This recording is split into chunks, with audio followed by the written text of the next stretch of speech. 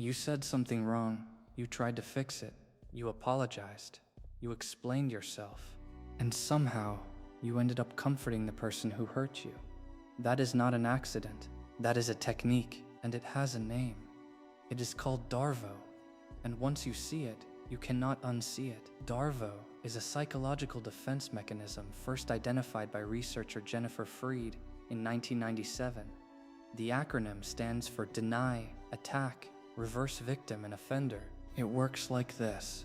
When someone is confronted about harmful behavior, instead of acknowledging it, they run a three-step counter-program. First, deny.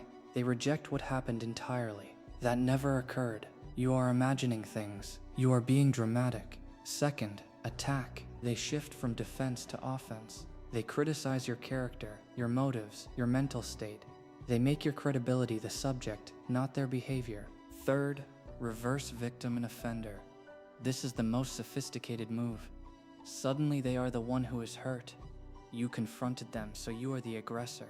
They harmed you, but now they are suffering because you brought it up. The person who caused the wound becomes the patient. The person carrying the wound becomes the doctor. Apologizing, explaining, managing the other's emotions. It is psychological sleight of hand, and most people fall for it without realizing it happened. Here is why DARVO is more dangerous than obvious manipulation. It operates inside moments of vulnerability. You only confront someone when something has hurt you enough to speak up. That requires emotional courage.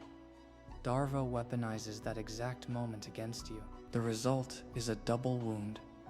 First, you are hurt by the behavior. Then you are punished for naming it. Over time, something breaks.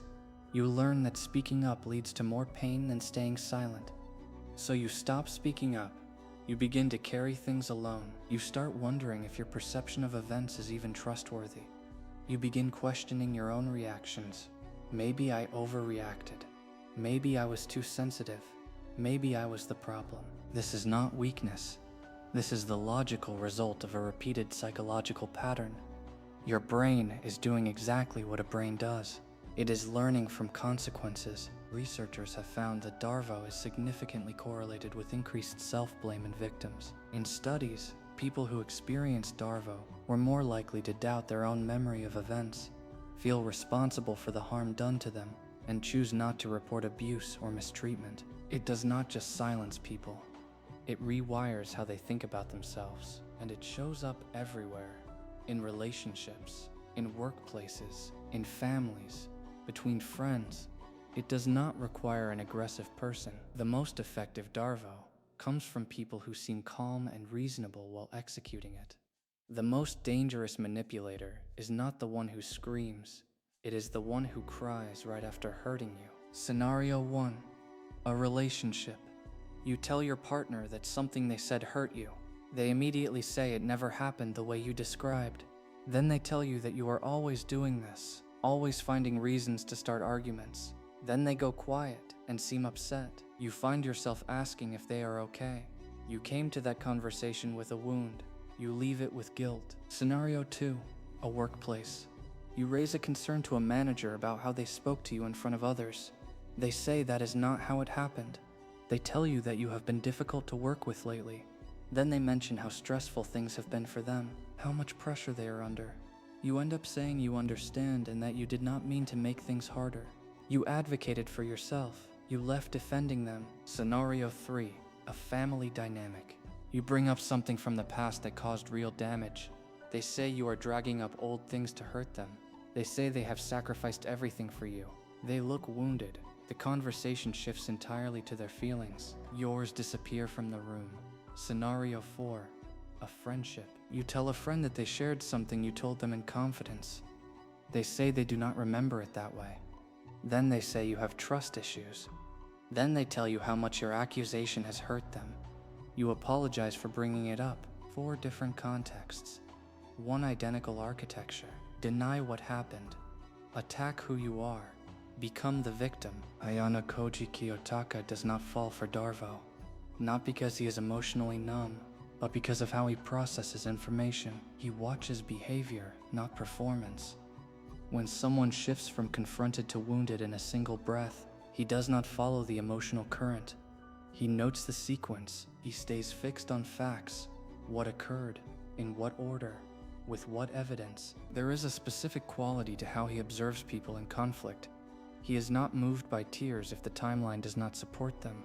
He is not swayed by someone's distress if that distress appeared the moment accountability arrived. The White Room trained him to separate emotional information from factual information. Most people cannot do this. When someone becomes upset, the brain's threat response activates, and suddenly the goal is to resolve the discomfort, not to process what actually happened. Ayanokoji never loses the original thread. That is the skill. Not coldness, precision. Knowing DARVO exists is step one, but recognition alone is not enough. Here is what you actually do. The first thing is to anchor to the original point. The moment a conversation starts to drift, the moment denial appears or your character becomes the subject, internally repeat the original issue. Do not get pulled into defending yourself against new accusations. Stay with what you came to address, one issue at a time. The second thing is to recognize the emotional flip as a data point, not a demand. When someone becomes suddenly wounded upon being confronted, do not immediately interpret that as evidence you did something wrong. Sit with it, note it, ask yourself, did their distress appear before or after accountability entered the conversation? The third thing is to create time and space. DARVO works best in real time, when your nervous system is activated and your instinct is to fix discomfort fast. If you feel the conversation pulling you toward guilt without logic, it is acceptable to say, I need to think about this, and step away. Clarity comes after the emotional charge fades. The fourth thing is to document. This is not dramatic, it is practical. When patterns repeat, when the same dynamic plays out across multiple conversations, keeping a private record protects your memory. DARVO specifically targets your confidence in your own perception. Written records are an anchor. The fifth thing is to accept that some people will not acknowledge what they did, regardless of how you approach it. The goal is not always resolution with them. Sometimes the goal is clarity within yourself, knowing what happened, trusting your own account, and deciding what you do next with that information. You cannot always fix the person running DARVO, but you can stop the technique from working on you. Here is what DARVO actually reveals. When someone is more concerned with escaping accountability than understanding your pain, that is the clearest signal you can receive about where you stand with them. The technique is not just a defense mechanism, it is a priority statement. It tells you what matters to that person most, and it is not you. So the next time you find yourself apologizing for bringing something up, ask one question: who came into this conversation wounded, and who is leaving with the guilt?